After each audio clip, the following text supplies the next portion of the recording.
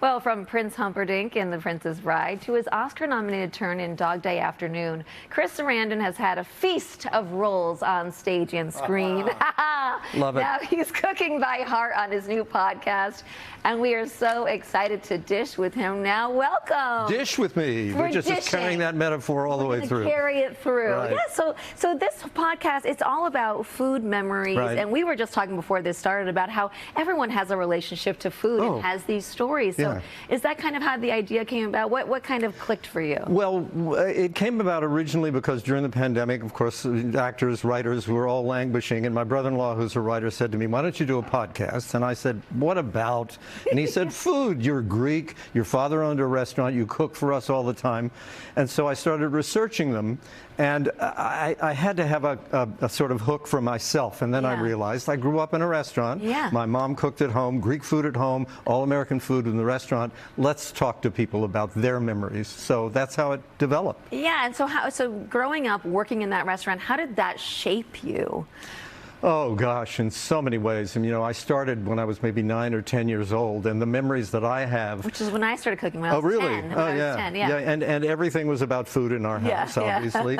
And I remember vividly driving up to the back of the restaurant. There was a chicken abattoir in the back of the alley behind, so the smells there were awful. And then you'd walk into the kitchen, and the great food smells would be there, and my dad would be at the butcher block cutting up a side of beef. And then I'd go into the restaurant, and on the counter on the right were all the fresh desserts that the cook had prepared that morning. So all the cakes, the pies, and those the cobblers, the puddings. Smells to it too. I mean, you're taking me there. Yeah. And then, you know, I was, as a kid, a pig in poop because I could have anything I wanted in the restaurant. So I was a pudgy boy, but then... What a happy boy. Right, a very happy boy. Yeah, exactly. So you're doing a live taping of this podcast at it's Green Room 42. Mario Cantone's going to do this with you, who I love. Amazing Mario Cantone. I love this. So what do you think adding, this is the first time you're doing a live podcast in the city. In the city, correct. What do you think, like, doing this for a New York audience, because this is a food city? I am so looking forward to it because, you know, we're such,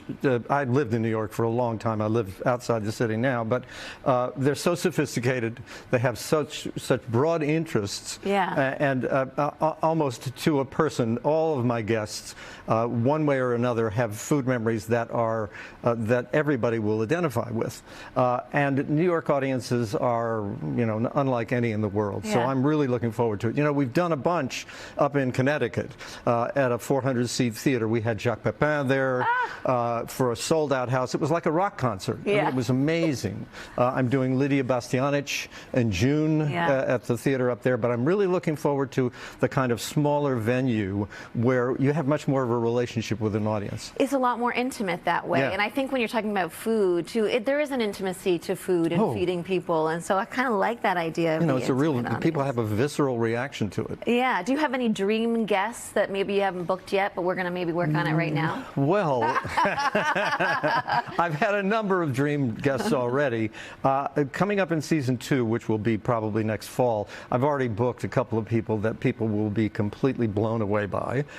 So those are kind of dream guests, if you want to. That are already. Yeah, but I don't want to give it away now. I want to have that kind of promotional push. I get it. In the fall. Well, listen, Princess Bride is like, I mean, 80% of the population's favorite movie. Oh, it's amazing.